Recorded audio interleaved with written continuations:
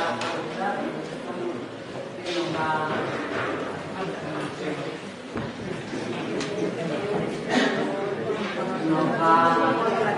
dar una charla con ocasión del fallecimiento había podido dirigir una presentación que hace mucho no conozco,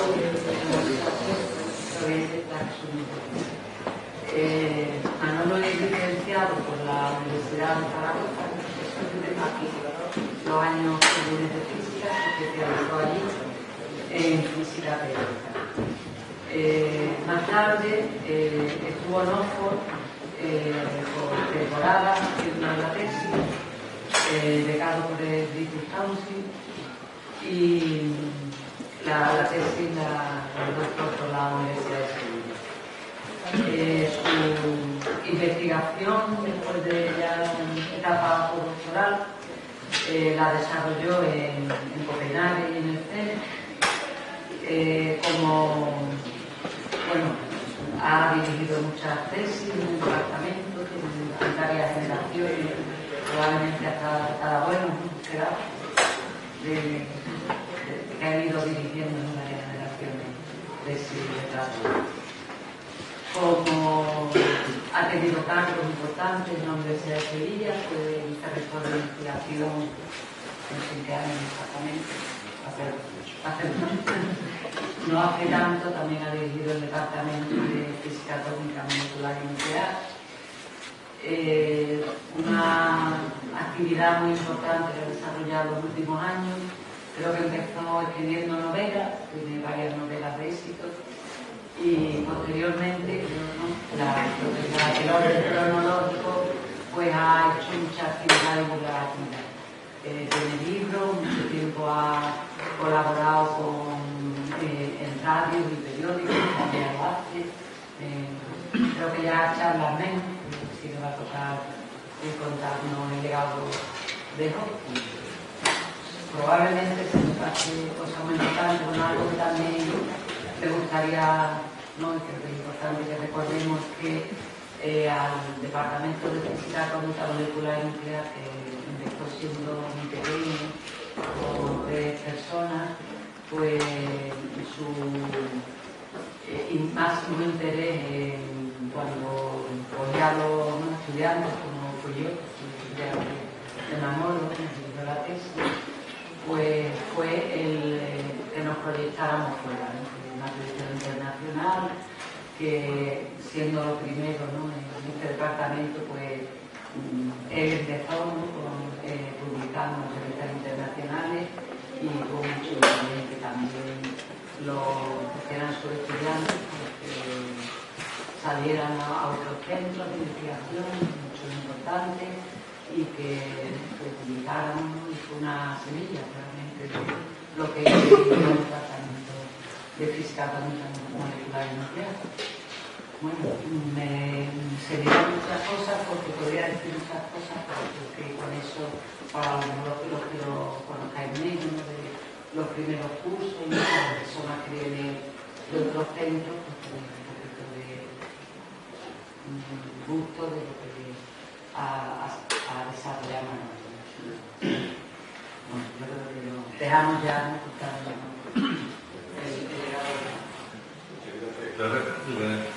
Claro, ya he dicho que soy toda la gente y que tengo tanta herramienta.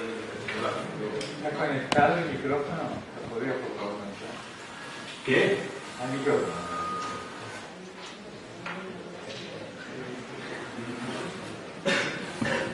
Yo creo que si hablo sin micrófono, ¿se me escucha así? No. Las últimas que se escuchan.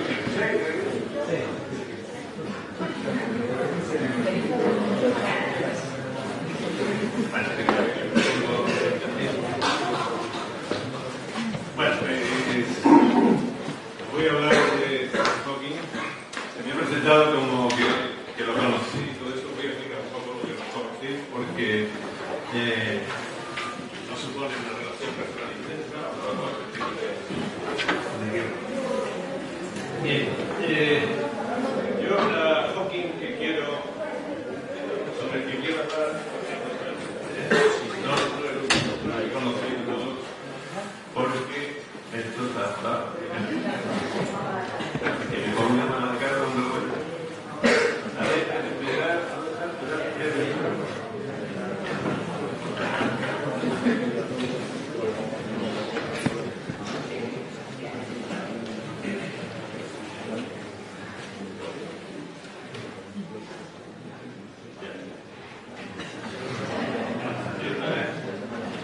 ¿Se escucha?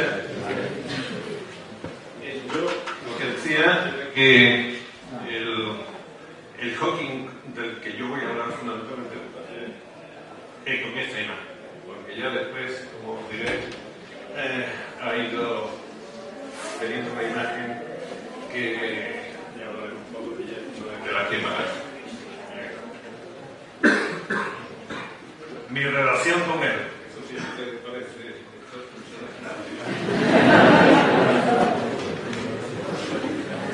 No, sí, no es cuestión de...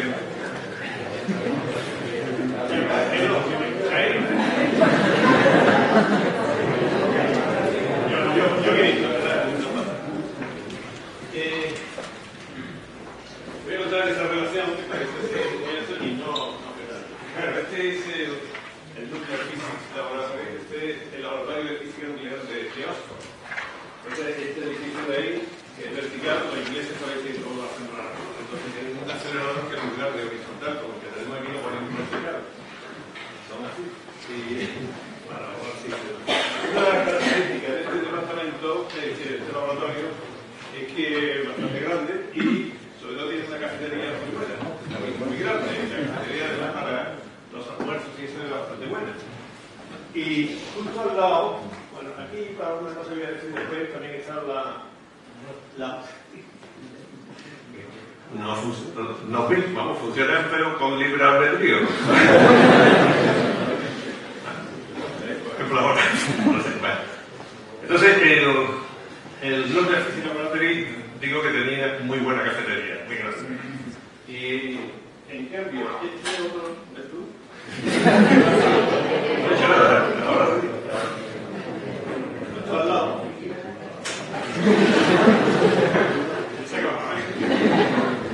Justo al lado, en Cubic Robot, aquí al lado está el departamento de física teórica, que es una cosa muy pequeñita, no es esto, sino esta cosa pequeñita. Y allí el café, pues lo tiene que hacer una máquina y se lo toma por la mañana, una cosa muy sencilla, muy pequeñito, ¿no? Y la tradición era que los de física teórica estaban justo al lado. Por las tardes iban a tomar café a la cafetería té, ¿no? Porque se toma café, se toma té. Y se toma té, la cafetería estaba por aquí. Y en esas, pues, nos juntábamos todos los estudiantes de doctorado y de... Estoy hablando de hace mucho tiempo, estoy hablando entre el año 76 y 1976.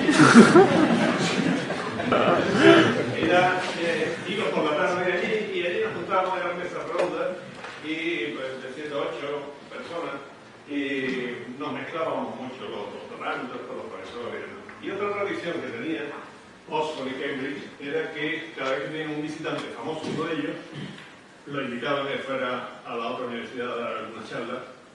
Y también, con cierta frecuencia, profesores de Cambridge iban a Oxford y de Oxford a Cambridge, cosas de política universitaria. Entonces, pues iban mucho, ¿no? Por ahí nos sentábamos y había algunos que eran tremendos, ¿no? Por ejemplo, Dirac.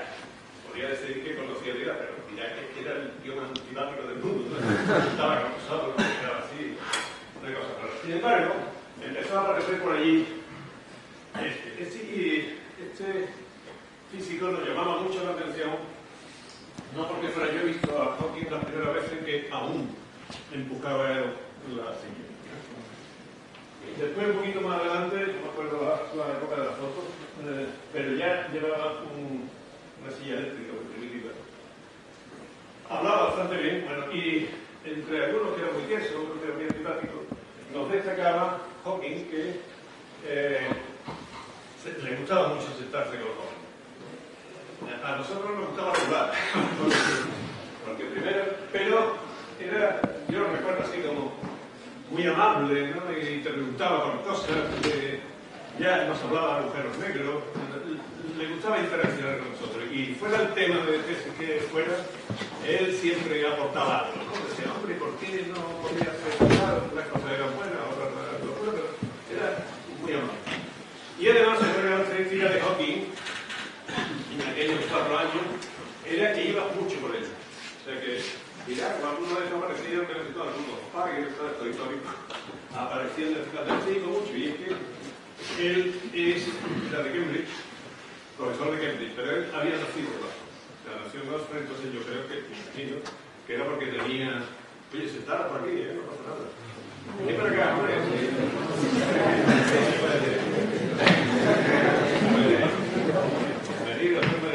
Si vamos a intentar pasarlo bien y aprender un poquito de física.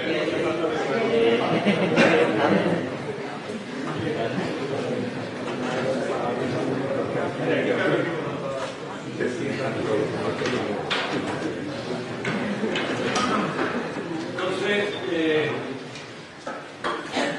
Joaquín iba mucho por allí, yo creo que porque tenía familia.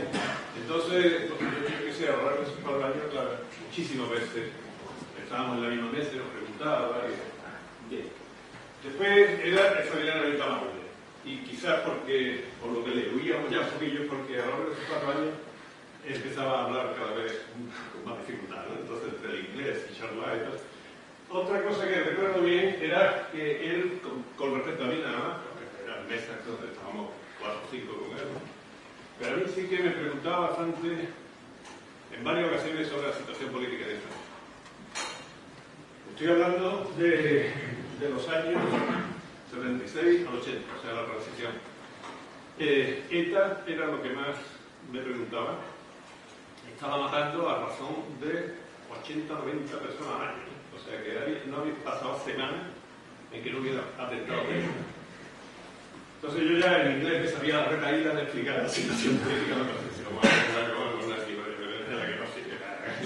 Y bueno, él le interesaba. Había otros, ¿no? Por ahí, o sea, que esto no era una relación así muy personal, era de grupo, ¿no? Había otros que aparecían por allí, que era de bastante... también era de los que me preguntaban qué pasaba en España y todo eso. ¿No sabéis quién era? Ese se hizo muy famoso, los años simpáticos. Bueno, teníamos esa pinta, ¿no? Al señor tenía esa pinta.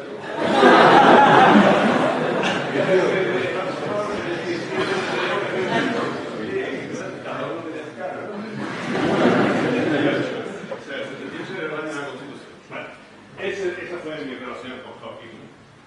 Entonces, hace como 10 años, cuando yo escribía en algún diario, estaba en Santo Domingo, después preguntaba por Hawking, y hace como 10 años, creo, me encargaron un artículo en el entonces Diario Público porque habían ingresado a Hawking y seguramente esa noche se iba a morir. ¿Por qué? Porque él escribió un artículo sobre él. Escribió el artículo y se murió. Me quedé con el artículo ahí y el otro día se acordaron, creo que, y me llamaron a la cámara y que Hawking no ha muerto, vaya por Dios, ¿no? Para que nos escriban un artículo.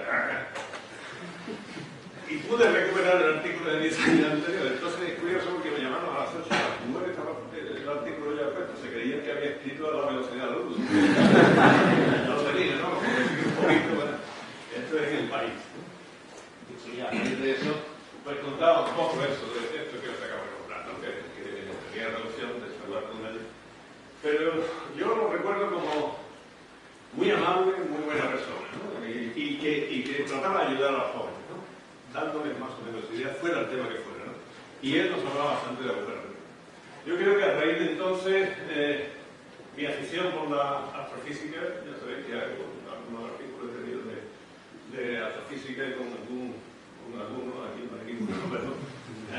de los colaboradores hemos hecho cosas astrofísicas, siempre nos ha gustado, ¿no? Pero tú también estás con muchos sitios y todo. Nosotros bien interesantes. Entonces, yo lo que voy a hablar en el resto de la charla, que voy a programar enrollarme mucho, son las cosas que realmente Hawking hizo, porque se le ha Y realmente él, su mayor contribución a la física fue primero los agujeros negros, les voy a hablar un poquito de ellos, después la radiación de Hawking, que es realmente su trabajo relevante de verdad, lo que realmente le dio profundidad a su labor científica. Os voy a hablar de los agujeros negros primordiales, que él no fue el primero que lo vaticinó, lo hizo la hipótesis, pero realmente fue el que más trabajó en ello. Hablaré de la espaguetización, sabemos lo que es. Y por último, algo sobre entropía y formación de los agujeros. Esos son los 4 temas que él realmente trabajó. Muchas cosas se han escrito después de él, pero realmente sus 4 trabajos fundamentales, 4 campos, todo relacionado con los agujeros negros, fue esto lo que también diré que esta misma tarde, ese mismo día, a raíz del periódico, yo también me llamaron para un grupo de periódicos, muy adecuado, ¿no? que escribiera algo sobre Hawking, ¿no? Y yo, bueno, pero ya he escrito esta mañana en el país, ¿qué voy a decir? No, otra cosa distinta. Vale, digo, vale. ¿Queréis que sea esta tarde? Vale. Digo, vale, pero con una condición, escribo el artículo esta tarde, pero con 2 condiciones. El tema lo pongo yo, y si alguien replica del periódico, me tenéis que dar la oportunidad de responderme.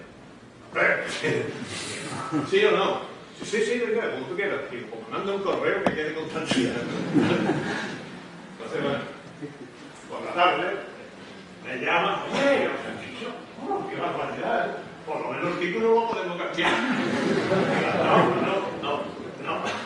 Ya no, me lo ponéis y yo más que ahora la Semana Santa que la tenemos aquí. Entonces, os voy a hablar un poquito de una palabra que no es la obra realmente de Hawking, pero algo de esto sí que os voy a decir sobre la actitud de Hawking al final, porque yo creo, como decía aquí, ¿no? Que el autor está esperando, soy yo, ¿no? Que el británico pasó de ser un gran físico a un pensador. Yo creo que últimamente Hawking se dedicaba bastante a... Vamos allá, ¿vale? En serio, con los acuerdos.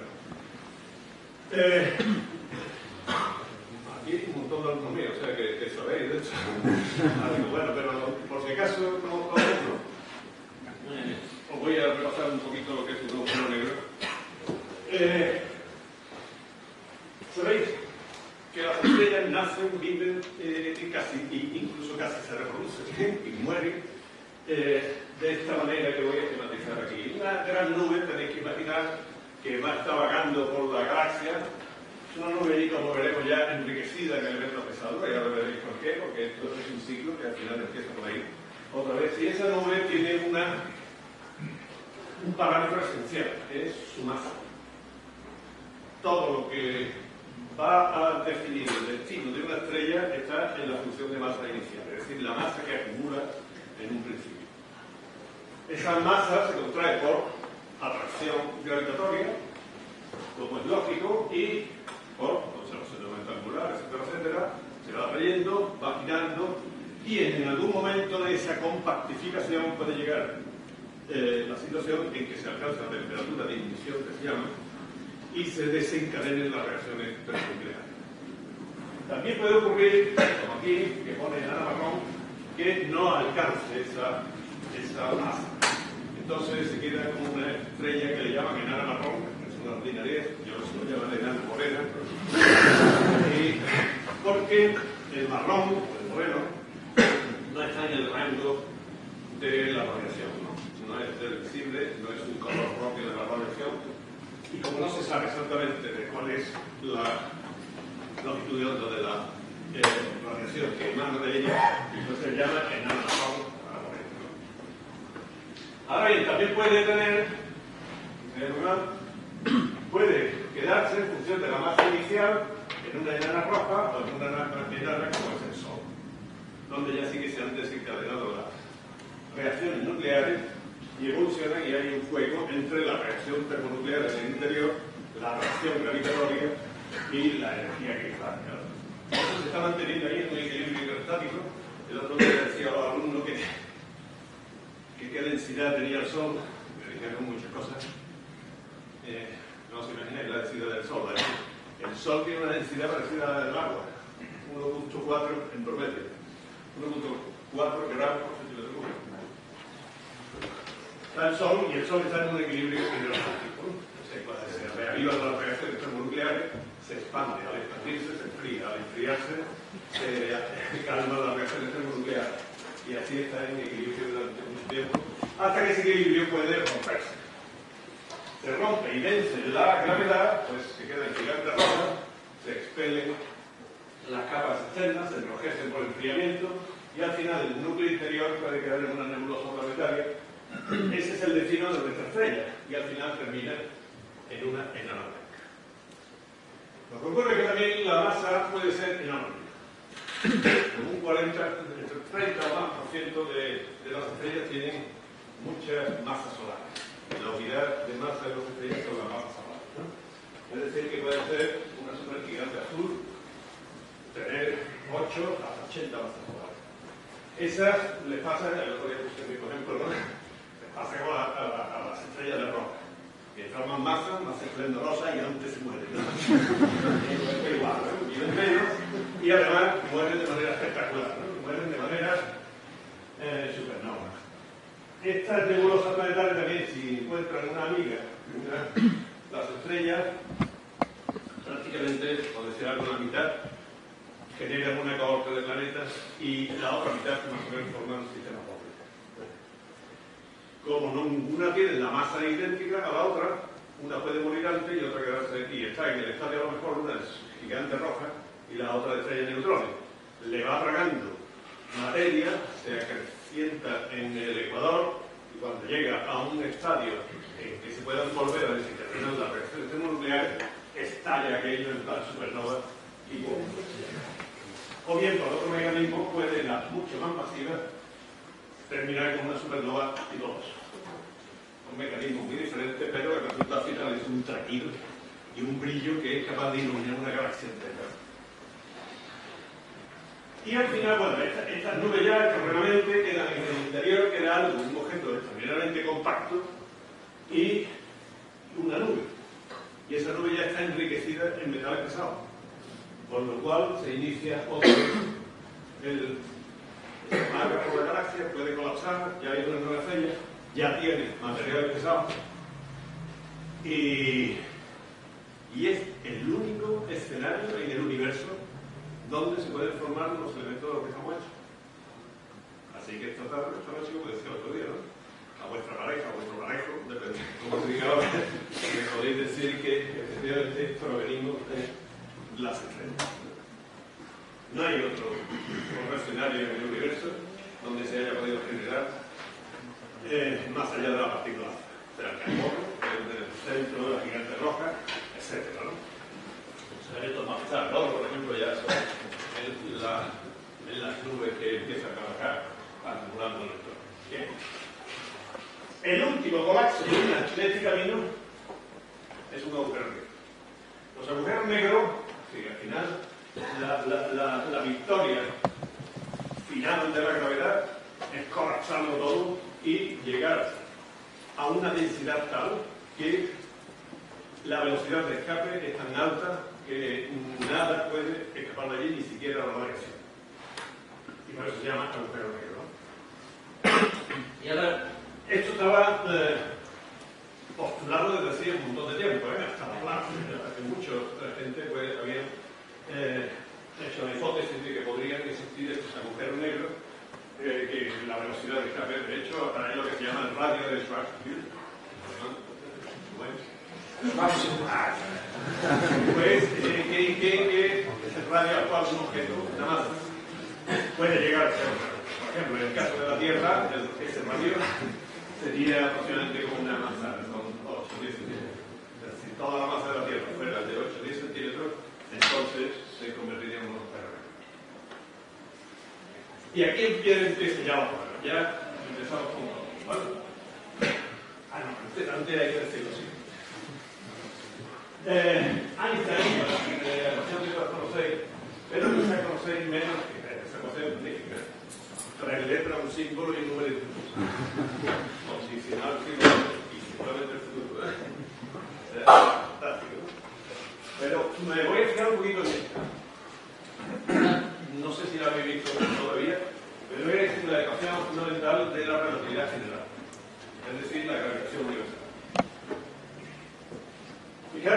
en esto y esto os va a fijar las tres cosas, ¿no? Va a llamar la atención de las tres cosas. Primero en el error, en el supuesto error que fue. Esto es que Munu es la métrica, voy a decir la métrica, si lo queréis decir es cómo se cumple el teorema de Cantor. Ahora hablamos un poquito más de eso.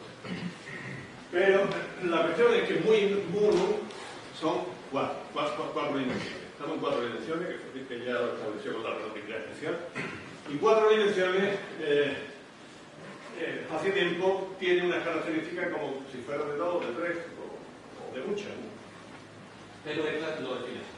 El R1, en otros libros lo veréis como G1, Einstein como lo usa, fue así.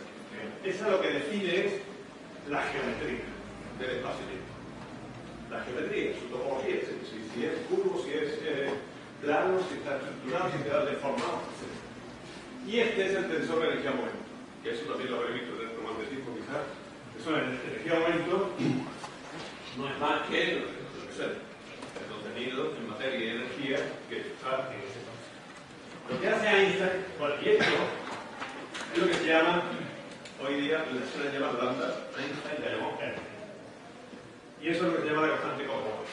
La constante cosmológica, que fue lo que Einstein dijo que fue el mayor error de su vida, introducirla, la introdujo en plan aristotélico. Es que si no metemos esto, el universo colapsa. O el universo se genera, o el universo no es estable. Aquí tenemos un profesor que sigue sobre estas cosas, ¿no? Y nos puede ampliar eso. Por lo tanto, podemos poner una constante cosmológica que nos estabiliza el universo, ¿no? Porque todo el mundo quería. ¿Por qué? Porque sí, o sea, en plan aristotélico. Aristóteles hacía esto. Porque sí. Entonces, por cuestiones. ¿Y qué es lo que hace Einstein? Einstein lo que hace es, bueno, me parece que era John Wheeler el que decía que lo que había hecho Einstein es que el espacio-tiempo le dice a la materia y la energía cómo comportarse, y la materia y energía le dice al espacio-tiempo cómo deformarse. Es decir, esa correlación entre las propiedades geométricas del espacio-tiempo y su contenido en materia y energía es la esencia, la base de la relatividad general. No podemos imaginar cuatro dimensiones, porque provenimos del mundo, ¿no? O sea, que venimos de unas distancias, entonces hemos desarrollado más la inteligencia que la capacidad imaginativa. Significa que cualquiera de vosotros, que lo habéis hecho muchas veces, todos vuestros profesores, pues maneja sin el más mínimo pudor 6 o 10 o 15 o un número indefinido de dimensiones, no hay problema. Siempre que renunciéis a imaginarlo.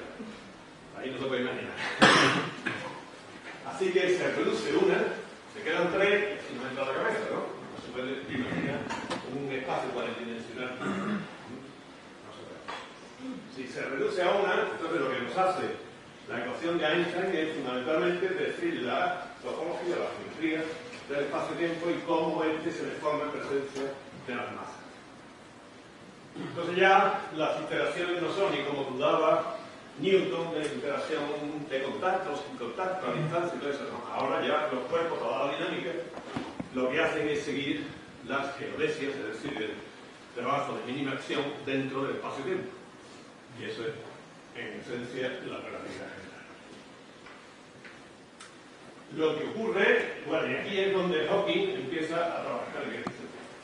Lo primero que hace Hawking es darse cuenta de que esa deformación, por una parte, se puede describir muy bien con las ecuaciones de Einstein, pero esa presenta singularidades. Esas patologías, que todo el mundo las consideraba patología, es absurdo, porque también es patológica la ley de gravitación universal, potencial, ¿no? Que n relativo al r cuadrado, r tiende a 0 infinito, ¿no? Es también infinito en la física por todas partes, ¿no? Pero aquí lo que se da cuenta Einstein, Hawking, primero con Penrose, no sé si conocéis o os suena, pero es otro de los que apareció por allí, por el núcleo físico ahora, pero pues Penrose y Hawking lo primero que hicieron fue demostrar que la singularidad de la ecuación anterior de Einstein era una solución apropiada. O sea que no. Y dice, y esa solución es patológica o puede responder realmente a una situación física concreta. Entonces, cuando echan mano de la cultura científica, dice, bueno, esto puede ser la asociación al espacio-tiempo de Einstein y un concepto recto. Es decir, una singularidad, pero que responda no a una patología matemática, sino que responda realmente a una situación física. Entonces, empiezan los dos a trabajar, lo primero que definieron fueron ellos también. El límite de no retorno, ese radio que os dije antes, de los varios centímetros de la Tierra, ellos lo definen como el horizonte de sucesos, el horizonte de sucesos, que es el límite de no retorno en el espacio-tiempo. Todo lo que llega allí se lo tragamos, pero ¿está claro? Y ya no sabe nada.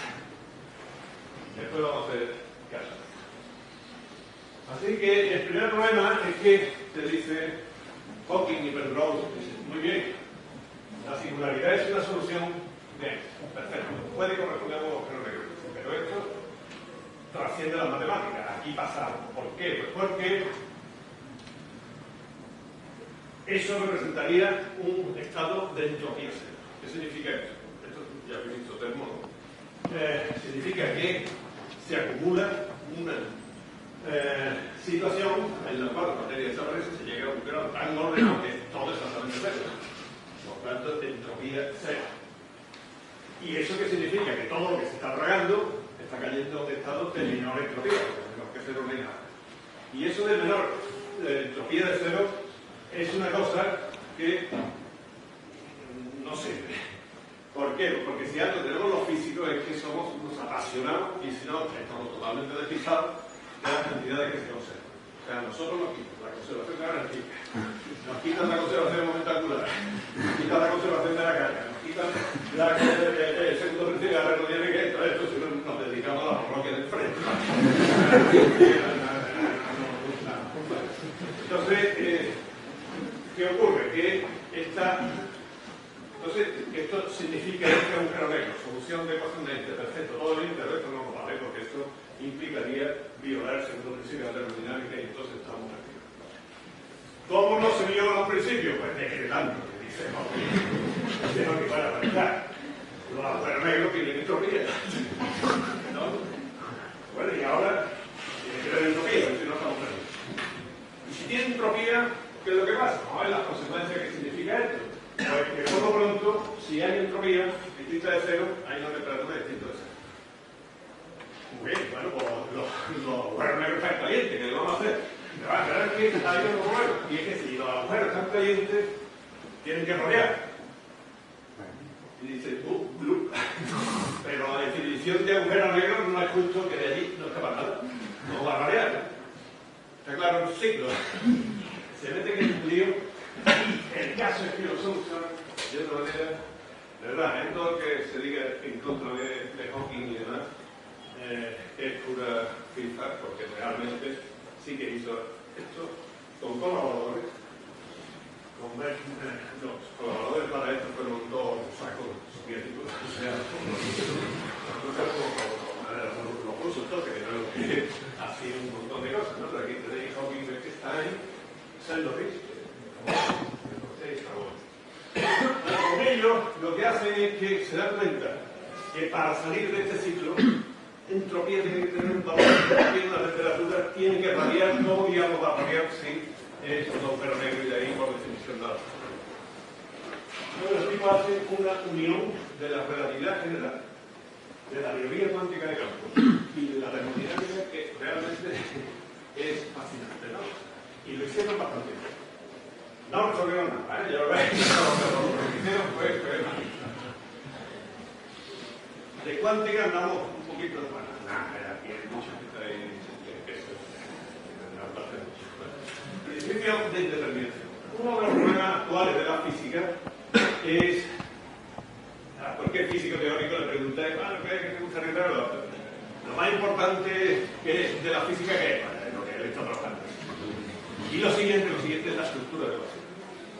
Los misterios más grandes, como te dice la telecubra, La estructura del vacío es el problema más serio que tenemos ahora en la física. ¿Qué es lo que pasa con el vacío? El vacío es que es incompatible, el vacío, como lo podemos entender, es incompatible con el principio de determinación de Heisenberg. ¿Por qué? Un vacío se supone que allí hay la distinción entre vacío y la nada, ¿no? Y el vacío es la ausencia de materia, la nada es la ausencia de Dios. Si estamos por ahí, no hay problema, eso tiene solución, ¿no? Si nos quedamos con el vacío sin materia y sin nada, contradice el principio de determinación de Heisenberg, porque sería energía cero, delta D, cero, delta D infinita, ¿no? Entonces decía los rusos y Hawking decían, bueno, pero si vemos una cosa que si aplicamos al agujero negro, sobre todo esa zona blanca es el límite, el horizonte de suceso. Si ahí están ocurriendo fluctuaciones del vacío, cosa que en teoría cuántica de campo, ella la mayor al final de cuarto, os explicará, no mecánica cuántica rápida, sino teoría cuántica de campo. Pero a lo que le dedica cerca de ahí, cuando se sepa que uno da la fluctuación. En teoría cuántica de campo ocurre que espontáneamente, esta palabra es fundamental, un proceso espontáneo hay mucho, pero recordarlo, espontáneo significa una consecuencia por causa, un efecto sin necesidad de cambio. Una cosa tan normal como la radioactividad. La radioactividad, el elemento se desintegra espontáneamente. Puede hacer todo eso, dar razones estadísticas, a calcular vidas medias, etc. Pero en realidad procesos espontáneos hay muchos. Uno de ellos es la generación de un par partícula-antipartícula. Quark-antiquark, según el escenario en el que se esté, energético, o el más sencillo, quizá un par electrón-positrón. Esto lo vais a ver en teoría cuántica de campo al final de la carrera, que se explica perfectamente, ¿no? Lo que hace Hawking es decir, ¿qué ocurre si eso tiene lugar en la frontera? De un agujero. Entonces dice, bueno, aquí hay parte, se crea un par de electrón-positrón y se aniquila. Entonces no se viola nada. Aunque sí que se viola la conservación de la energía. Pero se viola en un tiempo compatible con el principio de determinación. El ejemplo que pongo, el decano se le roba a la decana y se lo devuelve antes de que se dé cuenta, el delito no, el delito. Pero no tiene consecuencia legal.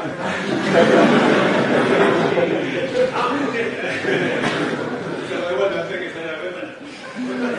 Entonces, este par de electrón-positrón,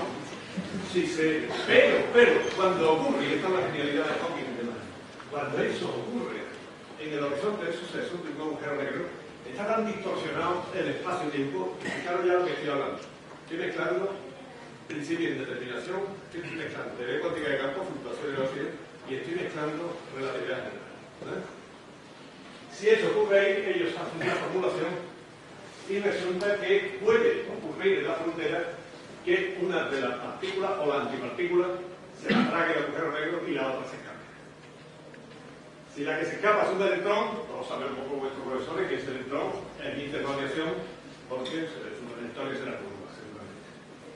Y si es positrón, inmediatamente que encuentra un electrón se aniquila dando dos fotones. Fotón, es decir, que se irradia. Y ese es el origen de la radiación del agujero negro. ¿Habéis visto eso? Así pues, el agujero negro ya es una singularidad, no sé si me seguís, ¿no? Es una singularidad del espacio-tiempo, pero a su vez tiene una presencia física, tiene unas dimensiones, que es el horizonte a través del cual irradia según Hawking. Tiene entropía y es la solución. Tiene entropía finita, tiene una temperatura determinada, irradia, y eso también a su vez tiene consecuencias. Si irradia, se evaporará. No sé qué, tendrá una vida finita, bueno, y ahora después hablaremos de estas cosas. Pero lo que quería decir es que esta es la fórmula tan sencilla, casi todo igual e igual a MC cuadrado, pero esta tiene incluso más inconveniente. Esto es lo que le pasa a la entropía del agujero negro, que la relaciona Hawking y los demás con el área, con la superficie, no con el volumen que se ahora. Pero yo llamo la atención por la constante de proporcionalidad. Fijaros, ¿qué es? Cuarto de cuarto. C, la velocidad de la luz, fundamentalmente electromagnetismo, o relatividad especial. K, termodinámica, si queréis, mecánica es la constante de Bohr. G, la constante de gravitación universal. Newton, gravitación y Einstein. H, barra, constante de Planck, mecánica cuántica. O sea que en esta fórmula está la base de la unificación de toda la física. ¿Veis? La mecánica cuántica, ¿por qué no le dan el premio Nobel a Hawking entonces? La verdad, creo que es un nivel de premio Nobel, ¿sabes? Porque está matemáticamente perfectamente. Porque una de las bases del premio Nobel es que el trabajo tiene que haber estado demostrado y experimentalmente hecho en el laboratorio. Entonces, esta radiación de Hawking supuso el lanzamiento de estos agujeros negros como una rama entera de la física, de tratar de unificar la gravitación con la mecánica cuántica, y en ella estamos. O sea, se han producido no miles de artículos, sino miles de toneladas de artículos sobre eso, y todavía no se ha conseguido, ¿no? Pero realmente esto fue el trabajo seminal de Stephen Hawking. Creo que fue fantástico en este sentido. Los agujeros negros, como sabéis, se convirtieron en una industria, pues, se le asocia al PIN, todos los, yo tengo que respetar la palabra que conseguí a los nosotros, todos los astrónomos. Yo sabes de qué va la ironía. Todos los astrónomos se dedican a buscarlo apasionadamente, pero, y todos los teóricos. Lo que sí ocurrió fue esto, que hace 2 semanas, así, ¿no? Hubo una colega bastante magnífica que os dio una charla sobre las ondas gravitatorias que se han detectado y por qué no han dado el nombre si se ha detectado a Hawking, si se han detectado las ondas gravitatorias, ¿no? En 2 agujeros negros, porque es más que Hawking, su trabajo fundamental fue el de la radiación de un agujero negro, y eso no tiene nada que ver en principio con esto. Big Bang, porque lo siguiente que hace Stephen Hawking, que me parece fantástico, es los agujeros negros primordiales. ¿Qué es lo que hace la hipótesis siguiente? Entonces vamos a ver Big Bang, algo sobre esto. Big Bang, por lo pronto, de nuevo, fenómeno espontáneo, fluctuación del vacío, fluctuación cuántica. Significa efecto sin causa, lo que ya es. El caso es que hay una inflación que en pocos instantes, estoy hablando de 10 grados, 30 menos por 10 grados menos mucho, en la época del desacoplamiento de interacción débil de la electromagnética, la época electrodébil que se llama, se desacopla y hay una inflación tal que casi alcanza, fijaros que alcanza prácticamente el tamaño ideal del universo. O sea que el Big Bang es así. O sea, una inflación tremenda y después una expansión bastante lenta. Llega un momento aquí en lo que hay es un plasma de quarks y gluones y electrones también y fotones. Este plasma llega un momento en que se recombina. Tiene lugar los átomos, se forman los primeros los fotones, después los fotones y neutrones ya forman el átomo de hidrógeno y alguno más, y los fotones pues empiezan a activar los átomos. Con lo cual el universo, desaparecen los fotones libremente, con lo cual el universo se dice que alcanza la transparencia. Muy mal dicho porque lo que se hace es negro, se hace oscuro, pequeño. Y entonces cuando surge la radiación de fondo de microondas. Desde aquí hasta aquí han transcurrido solo 380.000 años. Son dos, ¿bueno? El universo son 13.800, 13.800. En 380.000 años el universo se hace oscuro Y hay que esperar 180 millones de años. En esos 180 millones de años se empiezan a encender las primeras estrellas, por el mecanismo que dije antes, se ilumina el universo. Ahí, como se dice aquí, un alumno va de trabajo fin de grado he propuesto que el mes pasado se había cubierto citando las cosas que se hacen como ejemplo para que vean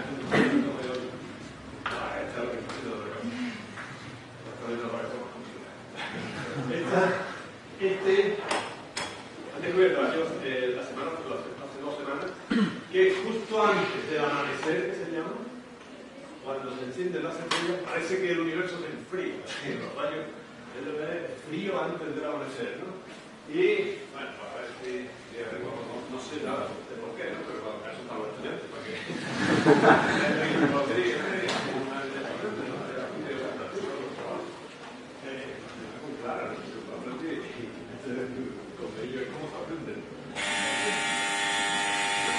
con esto quiero decir que del Big Bang se sabe un montón.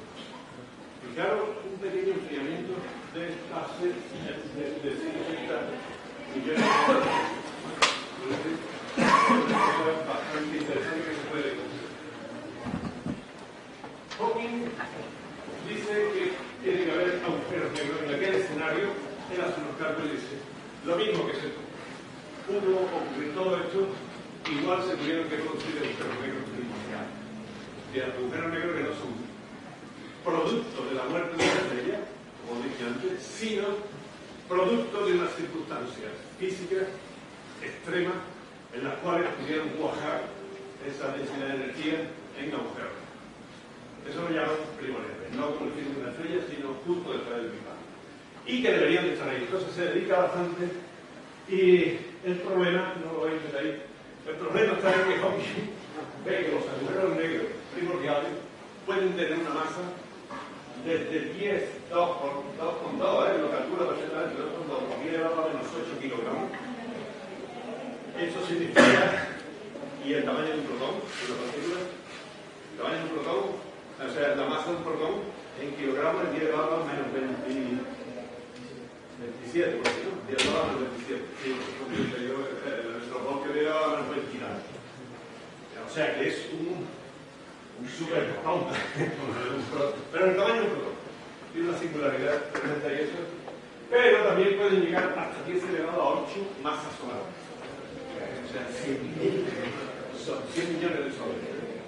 O sea, y esos primordiales parece que son los que le dan la dinámica a las galaxias normales porque están en el centro.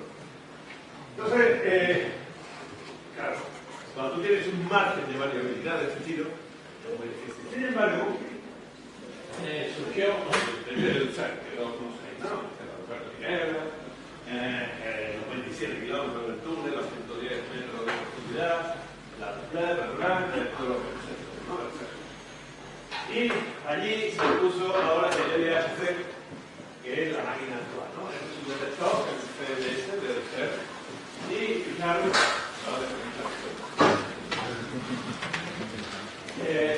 un detector de hecho,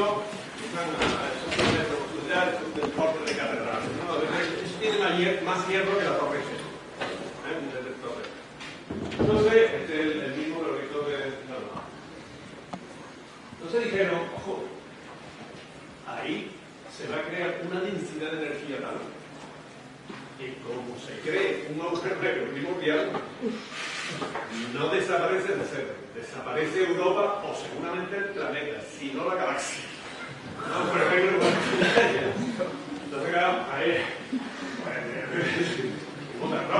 Vosotros sabéis que siempre para cualquier avance científico o tecnológico siempre hay un sector de la sociedad que mete el cuerpo. Entonces, ¿qué pasa ahí? Bien, sí, pues la verdad es que sí, se puede generar un agujero negro primordial de Hawking, puede, pero la reacción de Hawking también irradia, todo irradia, y si irradia, lo que pasa es que se evapora. Si se calcula un agujero negro a esta energía, resulta que se evapora en 10 elevado a menos 25 segundos. Se puede entender como un problema para Hawking. Si se hubiera producido hubiera sido Europa menos Suecia, la Academia le hubiera dado el premio Nobel. Exacto, pero pobre, no había manera de que le dieran el premio Nobel. Le dijo que podía levantar un negro, pero había grabado 25 segundos. No podía ser. El tercer aspecto que os quiero contar de lo que hizo Hawking, de verdad, que se llama la paquetización. Si sabéis qué es. El principio de equivalencia es el principio de Einstein.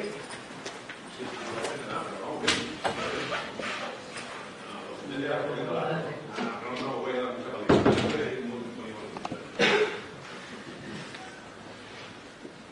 Dicen que Einstein, vosotros sabéis que muchas veces la historia que se cuentan se la inventan los físicos famosos durante la vigencia, pero bueno, no la manzana ni una mentira. Eso era para hacerse gracioso de una sobrina que le debía decir la antipático tipo que bueno. Pero y Einstein pues también dijo que pasaba por una casa y un pintor se cayó y se cayó delante de él, menos mal que cayó un tanto sobre el pintor del andamio al suelo, estaría y Einstein se interesó por él y le dijo, hombre, ¿qué tal? El caso es que le dijo que él, conforme iba cayendo, se había sentido flotar. Y Einstein, eso dice, seguro que está muy pero bueno. El caso es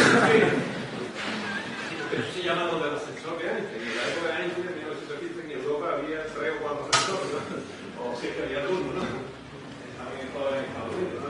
Pero él dice, bueno, realmente es imposible distinguir entre, imaginar un ascensor, tú estás en el campo magnético, en el campo gravitatorio terrestre, o un ascensor que se mueve con una aceleración que coincide con él. Tú no puedes distinguir si realmente la masa gravitacional y la masa dinámica o inercial, o sea, si la masa que aparece en fuerza igual a masa por aceleración es igual a masa que aparece en F igual a G, que lo tengo recordado, si esa masa pequeña es la misma, es imposible distinguir si tú estás en un ascensor, si tú estás en un campo gravitatorio terrestre, con aceleración, o te está impulsando un cohete con una aceleración alta. Ese es el principio de equivalencia. Entonces, Einstein piensa, y dice, bueno, eso significa que si yo floto en el aire, yo no puedo distinguir si estoy flotando en el espacio interestelar porque hay una ausencia total de interacción gravitatoria, o bien estoy cayendo libremente en un campo gravitatorio. Y entonces hace, y recuerda a Galileo, no sé si acordáis lo del mástil, la piedra que sería el mástil del barco, la compañía de Galileana, y dice, pero aquí pasa una cosa, y es que si el ascensor se está moviendo y no en un campo gravitatorio, la luz se curva. Va muy rápido, pero si fuera a moverte, que la luz va a 1 kilómetro por segundo, o menos, 1 metro por segundo. Entonces se ve que, bueno, si es equivalente el movimiento del ascensor a un campo gravitatorio, la luz en un campo gravitatorio también se tiene que curvar. ¿Me he explicado? Y cuando efectivamente lo conecta con su relatividad general, es decir, es que lo que ocurre que se distorsiona el espacio-tiempo y todos los movimientos incluidos de la luz lo que hace es seguir la geodesia del espacio-tiempo. Hawking dice, ¿cómo es? Pero hay manera de distinguir la situación de onda. Se lo dijo la tercera. Algunos todavía no se lo creen. Y es la siguiente. ¿Qué manera hay de distinguir si estás cayendo? Porque a Hawking le hicieron esto. Subieron a una estrella donde se entrenan los astronautas, en el avión y el avión lo dejan caer, como así como suena. El piloto, cuando ya le da la máquina, se falla la máquina. Entonces, ¿qué podría haber hecho Hawking para ver si estaba en el espacio interestelar o estaba a punto de desperecer? Lo único que tendría que haber hecho, lo que se me ocurrió, era echarse mano al bolsillo, seguramente no llevaba suelto ahí, pero si tenía monedas, lo hubiera soltado.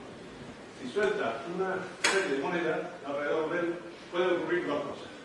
Una, que las monedas permanezcan en su sitio, con lo cual el tipo sonríe. O que las monedas se deformen, con lo cual el tipo reza. Queda un instante de vida.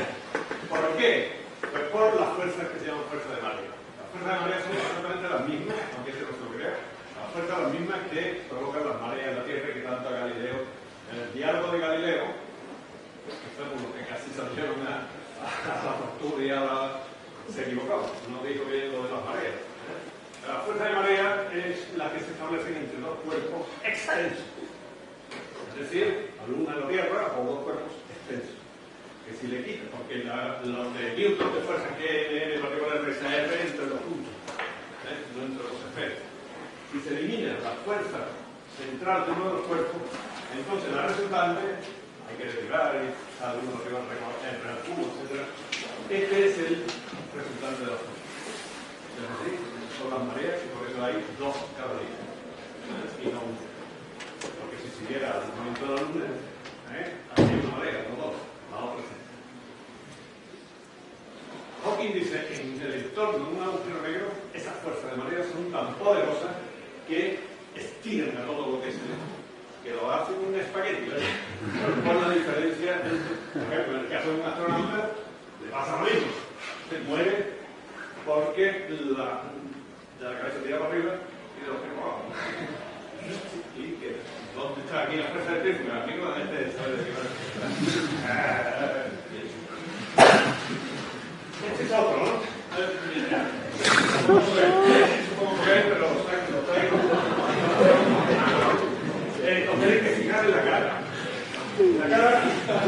No. Ahora vemos eso. A ver qué es lo que le pasa a esto. Por cierto, me equivoqué yo, así que lo dejo como.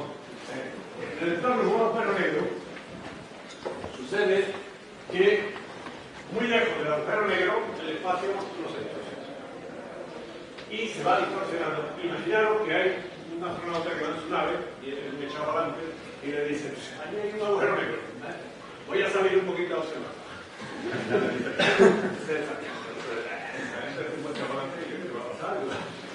Nada, que yo voy a ver lo que pasa.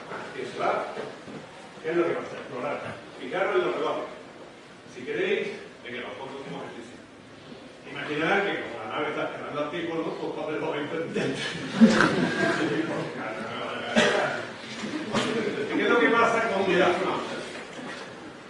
El astronauta, conforme se va acercando al agujero negro, a ver que aquello, a ver si veo la proyección esta de Hawking, qué sé yo, pues se va acercando y va viendo que su reloj cambia con respecto al reloj. Es decir, que hace lo intermitente para él de la nave espacial. Que va cada vez más deprisa, cada vez más lento. El caso es que hay una distorsión tal de espacio-tiempo que los relojes, de hecho, en el interior del agujero negro, el tiempo se detiene. Eso tiene que ser. Así pues, los del niño tienen la misma cara en las tres etapas. Eso no es posible, ¿no? Envejece, se vuelve bebé, más bebé todavía. No, eso está todo. Y lo último que hace, lo que quiero demostrar de Hawking, sus últimos trabajos es sobre la información en un agujero. Es claramente que la entropía está relacionada directamente con esto. Y que por lo tanto la información dentro de un agujero negro tiene que sufrir una serie de procesos determinados. De hecho, es lo que dice que la información no se pierde. ¿Por qué no se pierde la información? Se debería perder. Se debería perder totalmente, ¿no? Que se trabaja a la forma de poder atracar la información, no necesariamente, porque fijaros, la progresión de Hawking está emanando, por lo tanto ya sabes, puedes conocer el spin, puedes conocer el momento angular, puedes conocer la energía que está rodeando, puedes conocer su entropía, puedes conocer un montón de cosas. Todas esas cosas son información. Y entonces él se llega también a paradojas, casi tan extremas como la del agujero primordial. De 10 elevado a menos 8 a 10 elevado a 8 más exonales, ¿no? Pero se ve una serie de paradojas, todo con teoría cuántica de campo, de fluctuaciones del vacío, qué es lo que pasa y cómo se emite la información de ella. Es una lección bastante interesante, pero que llega a las dos capas grandes. De hecho, él decía, solía pensar que los consejeros negros recibían la información. Esta ha sido mi mayor metedura de pata, al menos en ciencia. En la pata no tenía complicado. Sin embargo, después lo explicaba, ¿no? Es como quemar una enciclopedia. La información no se pierde si uno guarda el humo y la ceniza. Más que leerla, después de que caiga un agujero negro, el Quijote es complicado de leerlo, ¿no? Pero la información está ahí, toda la aventura del Quijote está dentro. Los agujeros negros, pues, tampoco me han dado el premio Nobel a Hawking. Yo creo que fundamentalmente porque se han perseguido. Este es el que tenemos en el centro de la galaxia, el Sagitario. Sabemos mucho cómo irradia todo eso. Fijaros que esta foto es una composición entre todos los rayos, desde el infrarrojo hasta rayos X, de todo, ¿no? Y fijaros que se parece, ¿no? Sin embargo, ni la radiación de Hawking se ha detectado, ni los agujeros negros se han visto tal como él los predecía, los estudiaba y demás. Y esta es la razón por la cual no tiene verdad. Yo lo que he querido, estoy terminando pronto, pero quería resaltar algunas cosas de él en el siguiente sentido. Hawking ya, la importancia de su trabajo, creo que por la he repetido bien, fundamental, sobre todo el de la radiación. Pero su enfermedad empezó ya a degradarse y exigía mucho cuidado. Cuidado significa dinero, ¿no? A su mujer, de entonces, se le ocurrió que para compensar el sol de catedral, no lo ganamos más, ¿verdad? Y la tenía asistente de todas las cosas. Entonces se le ocurrió a la mujer que los estudiantes de doctorado vivieran con ellos y lo ayudaran a ellos, ¿no? Y tenía vivienda gratis, sobre todo que le diría a decir Hawking, pero a cambio pues, lo tenía que llevar cuidado, ¿no? Era algo de la cosa, pero llegó un momento en que esto tampoco era una solución. Entonces a un avispado se le ocurrió decir, ¿por qué no hace un libro de divulgación? Entonces aquello fue una de las operaciones editoriales más complejas que se ha hecho en el siglo XX, que cogieron y dijeron, muy bien. Primero hubo una editorial inglesa, pero estos no llegaban hasta llegaron los americanos. No podemos hacer. Punto 1, $250,000 para empezar a hablar. Punto 2, un grupo de físicos, un grupo de periodistas, un grupo de divulgadores, y ahora usted nos cuenta lo que quiera. Bueno, pues a raíz de eso surgió esto. Estos se han vendido no sé cuántos millones, esto los wiki lo podemos. Estos han vendido millones de ejemplares, ¿no? Entonces eso es solucionado.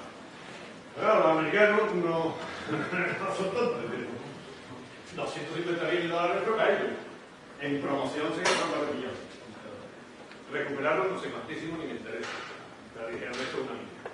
Y esto es una mina. Bueno, entonces ya es cuando empieza una etapa de Hawking que a mí cada vez me entristece más, ¿no? Porque es una mina de oro, ¿no? Ya Hawking llega incluso a tener intervención, bueno, se hace una figura absolutamente popular, llega a los Simpsons, los Simpsons no son porque casi parece un personaje de los Simpsons, no soy ese, entonces se crea una pantalla en torno a Hawking que os voy a contar algo reciente porque hay aquí profesores que creo que les interesa. Recordad lo que yo hablaba de la cafetería del Nuclear Physics.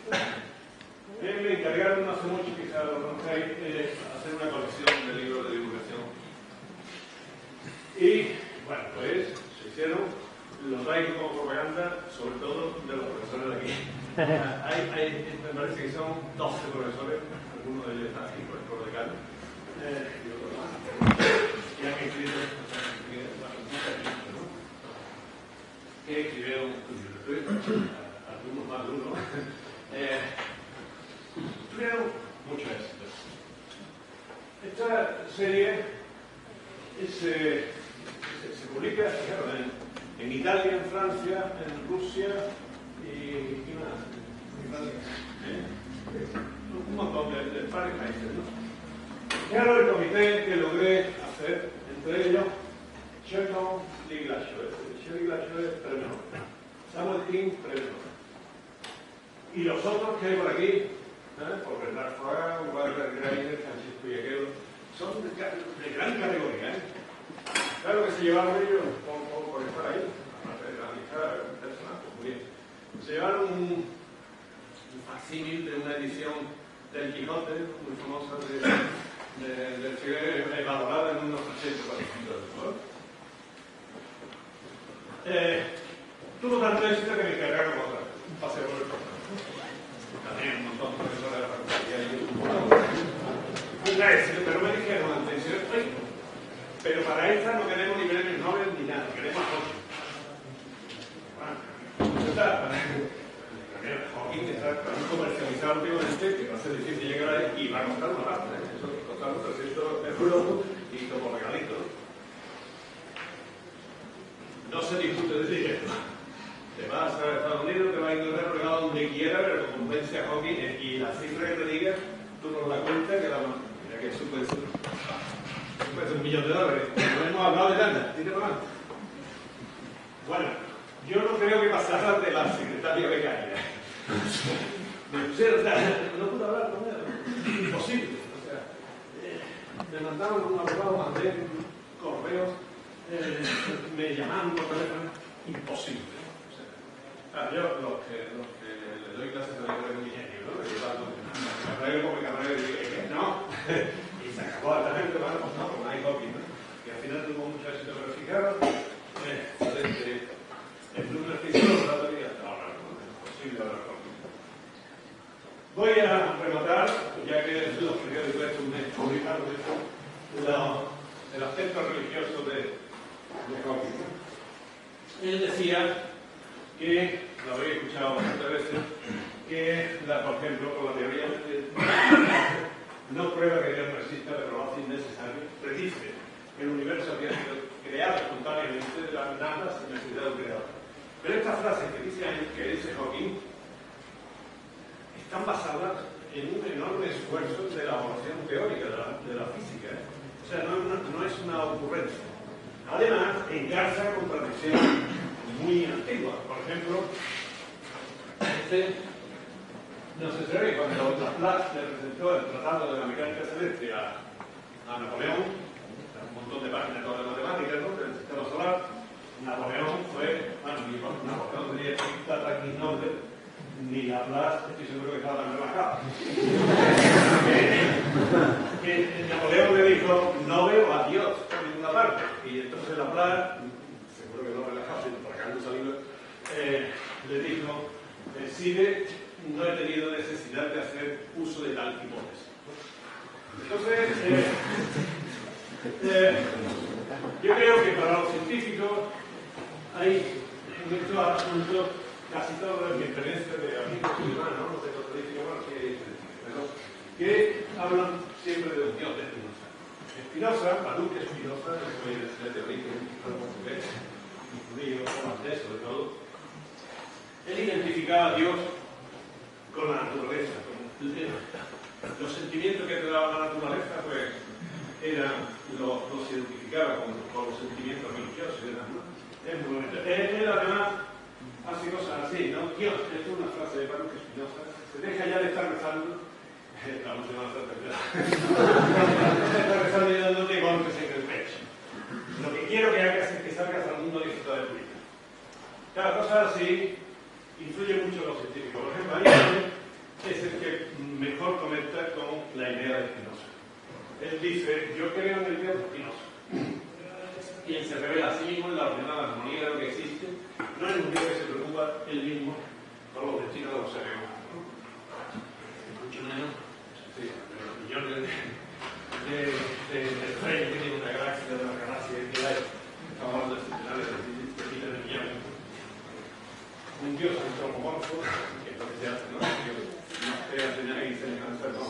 Nosotros creamos a Dios en nuestra imagen y semejanza.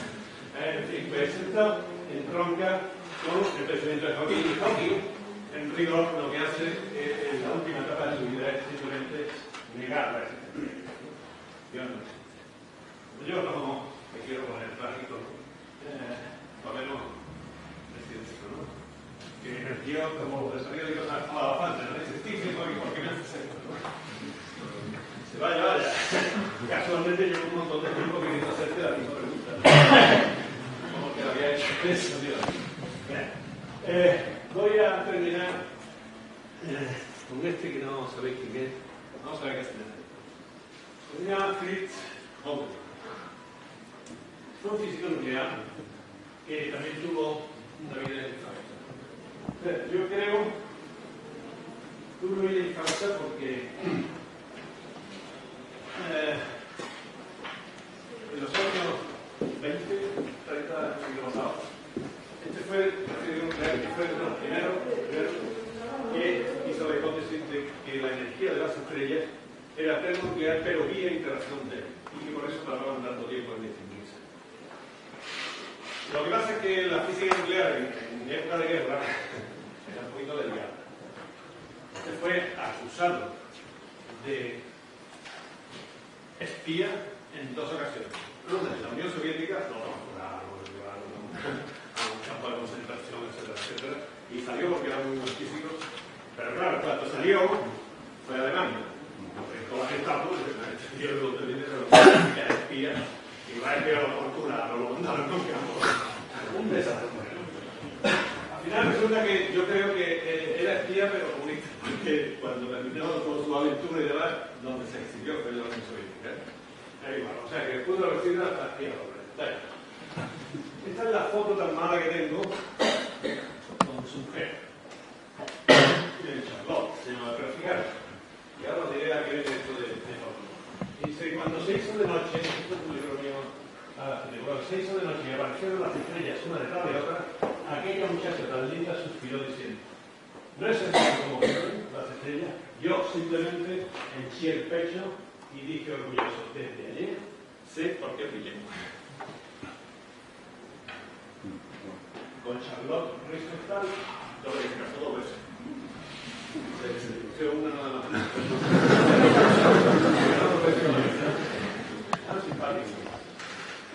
¿Qué quiero decir con esto? O sea, yo creo, de verdad, que de las mejores decisiones que habéis tomado en vuestra vida ha sido estudiar. Ya sabéis que yo lo considero una maravilla, ¿eh? La química también.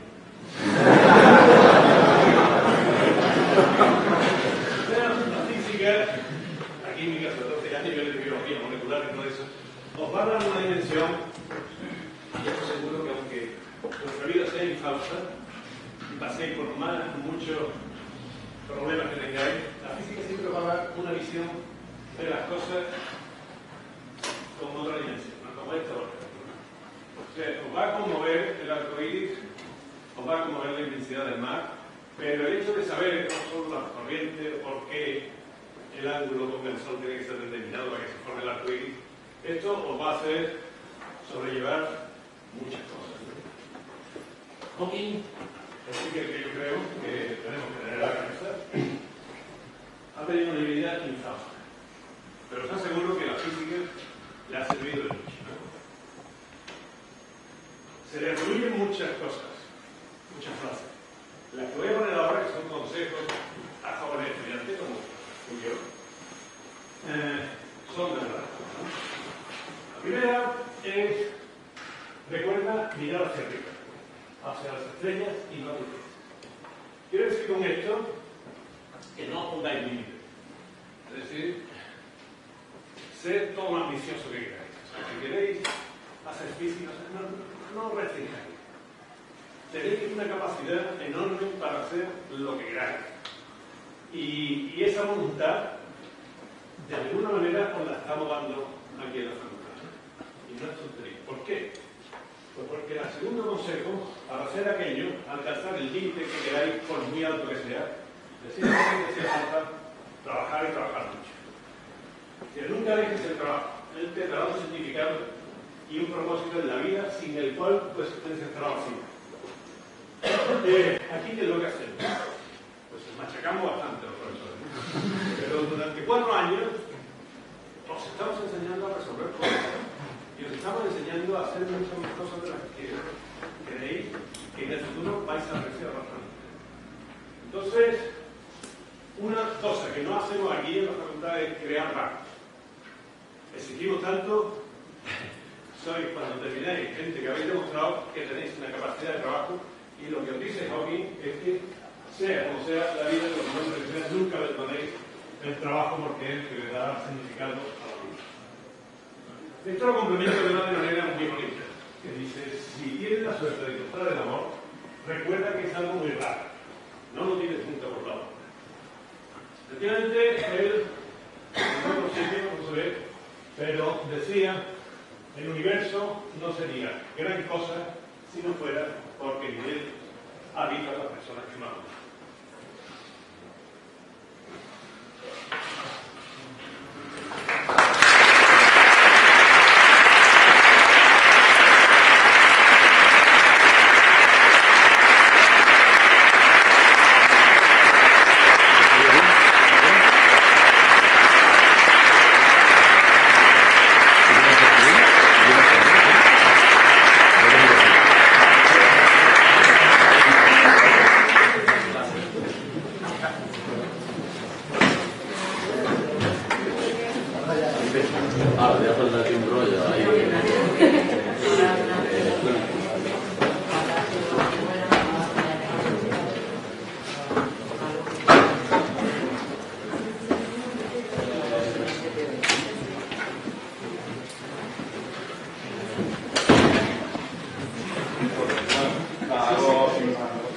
¿Se oye? Ahora. Eso depende de él. Bueno, yo voy a poner mi parte. Bueno, mi pregunta es si cree que si hubiera sido por las condiciones físicas en las que estaba Hawking, hubiera pasado desapercibido en el mundo de la física de los años 82 al 84. Es posible, es posible. En aquella época recuerdo a muchos físicos, por ejemplo a Harari, que hizo la estructura de los propios quarks que podía tener. Había, se pusieron de moda muchas cosas, más o menos especulativas, que después no se demostraron, ¿no? Y entonces muchos de estos físicos pasaron habiendo sido muy relevantes, ¿no? Seguramente Hawking habría sido uno de ellos. Se le recordaría en los artículos, porque sin duda la revisión de Hawking, todos los que han publicado sobre agujeros negros y sobre unificación de teorías de la gravedad con la electrodébil, todos esos seguro que citaban la revisión de Hawking en gran parte, ¿no? O sea pero posiblemente se habría quedado en el ámbito académico, en el ámbito científico. Lo que le dio trascendencia popular fue sus circunstancias, porque esas circunstancias fueron las que propiciaron que los americanos lo hicieran un bestseller continuo y todo esto que os he dicho. O sea que es posible que... Pero, dicho esto, ni se os ocurra pensar que sostengo que si no hubiera sido por sus limitaciones físicas, no hubiera sido un físico relevante. Fue muy bueno.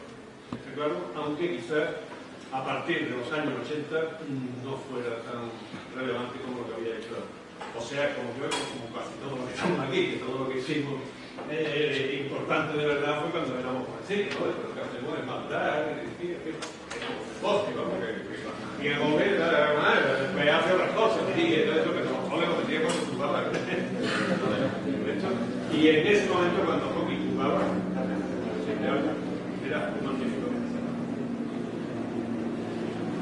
No, es una pregunta sobre, yo pienso a lo fuera, una pregunta sobre todo de cotilleo, ¿no? Pero parece ser que él fue muy desgraciado en su vida, o sea, especialmente a la segunda mujer lo maltrató bastante. Y lo ingresaron 3 veces.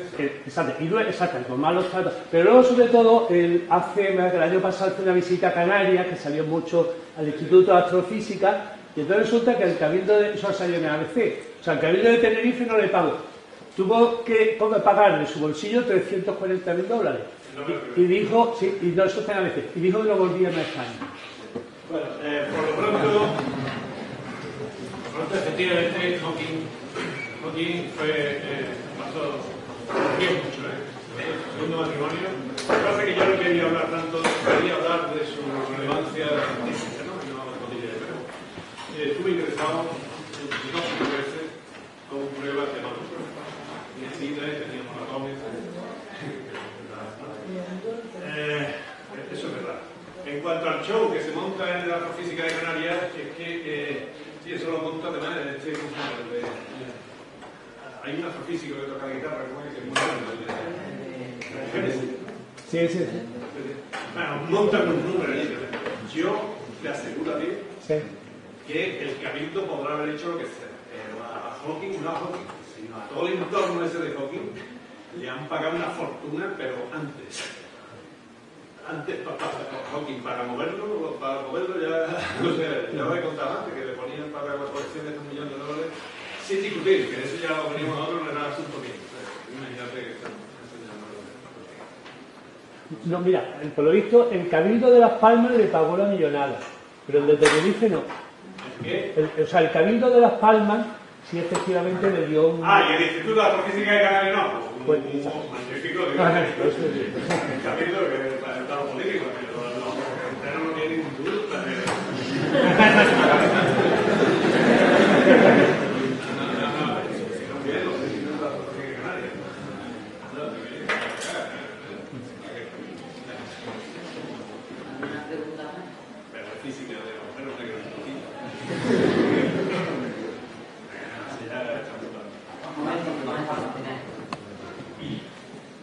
A ver, que quería saber la relación que hay entre la relación, o sea, la relación de Hawking y cómo se valora. O sea, que no entiendo el... Eso es la parte fácil, Tú cualquier cosa... O sea, pero yo entiendo que entren y que no, y que una entre y otra salga, y pues esa es la radiación, pero no entiendo... Todo lo que irradia, se enfría, todo lo que se enfría puede terminar evaporándose. O sea, todo depende de toda la energía que pierdas, disminuye, se puede evaporar, puede terminar. Todo es un equilibrio de la masa, de la energía, de la intensidad de la radiación, que es cierto. Pero el agujero negro primordial ese que te dije, que se va a visitar, que podría generarse en el CERN, en el LHC, en un detector, se propaga en 10 elevado a menos 25 segundos. Un agujero negro de los de 10 elevado a 8 masas solares pueden sobrevivir al universo. Porque sobrevivir al universo no es puede extinguirse el universo y sin que se haya evaporado. Todo depende de la dinámica del propio agujero negro. Fundamentalmente es masa. Aunque Hawking dice que fundamentalmente no su masa ni su volumen, sino del área. De la superficie, que al fin y al cabo está correlacionada con los